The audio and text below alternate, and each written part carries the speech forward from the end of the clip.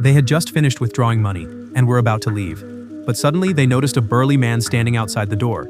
He was standing still, staring straight at them. The group was so frightened that they didn't dare to go out. It was exactly 2 a.m. The man wasn't holding a bank card either. It was clear he wasn't just there to use the ATM. Tom wanted to call the police immediately, but none of the three had their phones. They had left them in the car. Jack pounded on the glass and shouted at the man in black, asking what he wanted. But the man didn't say a word. He just kept standing there staring at them. As they were trying to figure out what to do next, a dog's bark in the distance suddenly caught the man's attention.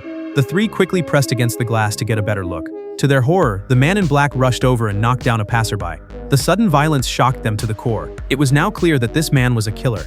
In a panic, they searched for an emergency alarm button. But after searching for a long time, they couldn't find one. When they turned back around, the man in black was staring at them again. Tom told Lisa to get the car keys. If he could gather the courage to run to the car, he might be able to escape.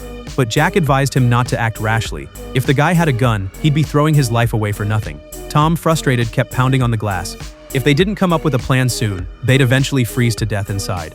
In a desperate moment, Jack suggested breaking the ATM. That would surely trigger the alarm. But to their surprise, no matter how hard they punched and kicked, the machine showed no signs of damage. They all fell into despair once again. In desperation, Tom told Lisa to take off her earrings and told Jack to take off his watch. With those plus the $500 in cash, maybe they could bribe the killer to leave. So he put everything in an envelope and opened the door.